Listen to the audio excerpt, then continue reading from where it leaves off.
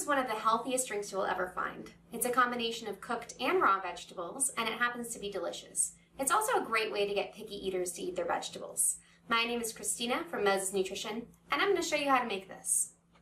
What's nice about this drink is it has a combination of raw and cooked vegetables, since we want you to have both. Also, because it's in a drink format, you can get those picky eaters to eat vegetables that they ordinarily wouldn't, like my husband. I'll sneak vegetables into this drink and he doesn't even know that he's eating them. So for this drink, I'm going to use some cucumber, some cauliflower, some Brussels sprouts, and a little bit of fennel that I happened to find in my fridge, so I thought I'd throw it in, and some lemon for flavoring. You can also use some stevia or other non-sugar sweetener like inulin, something like that, to sweeten it up for a nice flavor. So I'm going to be cooking the cauliflower, Brussels sprouts, and some of the fennel. Actually, normally if it's a large piece of fennel, I will cook the outsides because they're a little tough, and I'll use the insides raw because the outside was kind of looking a little not so great, if you know what I mean. I'd already taken off the outside, and I'm just going to use the inside raw. But we're definitely going to cook the cauliflower and the Brussels sprouts. I have my favorite tool for this, and that is this pressure cooker, but you can use a steamer or anything else that you want. This I got on Amazon. It was on sale. It's amazing. And what's nice about it is that it has this really pretty all stainless insert. And you don't really want to use something with nonstick or some other junk in it. You want the nice stuff. It might be available on Amazon still. It wasn't expensive. It was under $100, so I do recommend this. So cauliflower, you just want kind of larger chunks so it's easier to move. You don't need to chop it up more than that. The Brussels sprouts you can use as whole like that. You don't need to cut them down. I'm going to use a stainless steamer insert, and again, you can do this in a pot with an insert. You can do it with a steamer tray, anything that you want. So I'm just going to use my stainless insert and some filtered water, and you want enough that it's not going to run out, especially if you're using a steamer like in your kitchen.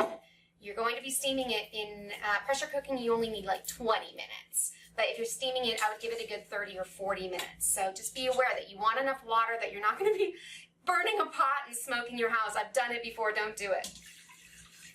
So you put enough water in, and you're just going to put your vegetables that you're cooking in here. While these vegetables are cooking, you can prep the raw stuff. So it's a little time saver there. And I'm going to do this for, let's say, 25 minutes, and it'll automatically start. So over here for the raw, I'm going to probably use a little over half this cucumber. Now here's the deal with cucumber. If you have looked at any of our lectin information, those are proteins that can cause irritation, you want to remove the peel and the seeds. So I'm going to do that really quickly here.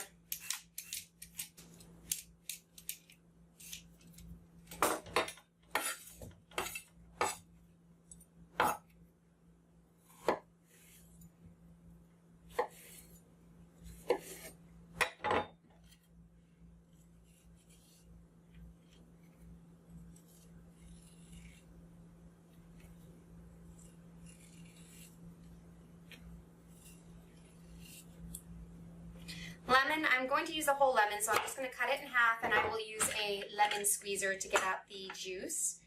Now, this is something important. When you're using something that has these fibers, like the fennel, you want to cut across the fibers, because otherwise those fibers get in your blender blades and stick them up, and that doesn't taste good, and it doesn't blend very well either. So you want to do fine cutting, and if you look, I'm doing very fine cuts across the fibers so that when I put it in the blender, it doesn't get caught in the blades, and then when we go to drink it, you're not drinking a bunch of thick fiber. Okay. So now all of our raw stuff is ready to go. I'm going to put some ice in the blender once this is done cooking.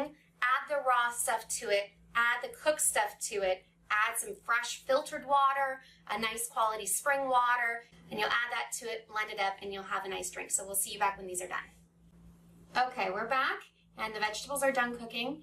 They smell truly awful at this stage, but don't quit. Once everything's blended together, we put everything together, it'll actually taste good. So when you are using a pressure cooker like this, always remember to open it away from you so that the steam can leave that way. If you open it toward your arm or toward your body, it can really hurt you. So always open it away from your body. And I'm just going to scoop these vegetables into the blender, and they should be very soft at this stage. They should be fall apart soft. So if you need to steam it a little longer, go ahead. Don't be afraid to steam it a little longer.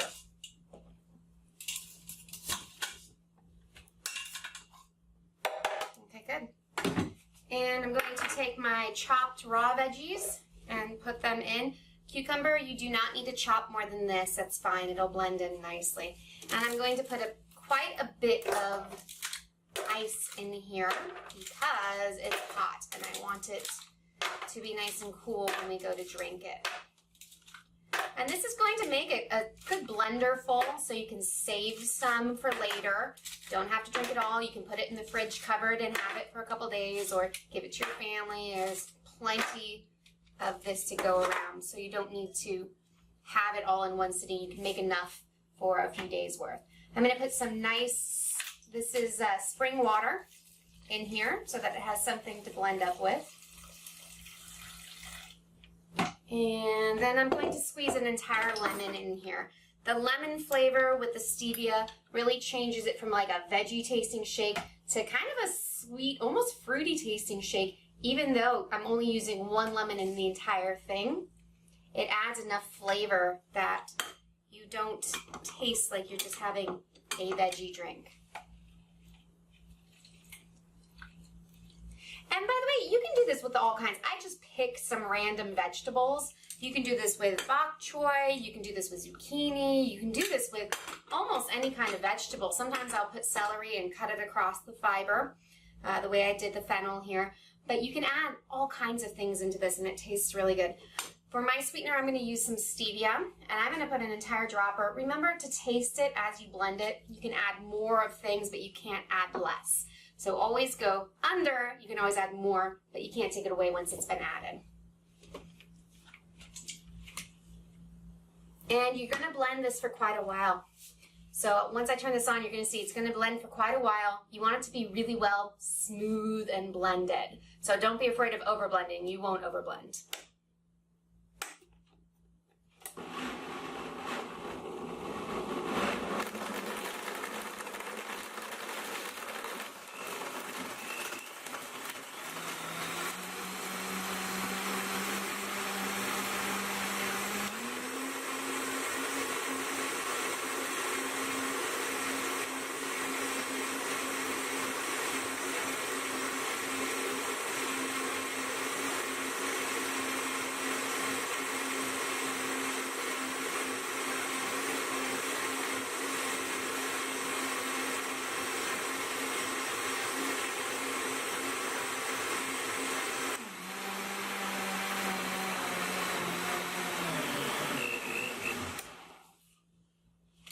And this is a bit thick. I might want to add some more water to thin it out. So I'll show you the consistency here of this right now. But again, this is a little thick, but you might want to thin it out. Some people might like it like that.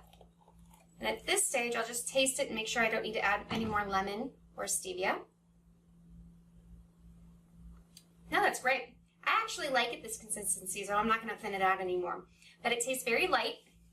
It's almost like a, I don't know, like a shake. So once you have this all done, you can just pour it, sip it, store it, do whatever you want. But this is, again, a great way to hide vegetables that people in your family or you might not necessarily like and eat. Hide it in a drink. You won't notice it. Do a combination of vegetables. Change it up every day if you want to. Steam some, do some raw. On our website, we have a list of vegetables that we recommend. We even have recommendations on which ones were better raw versus cooked.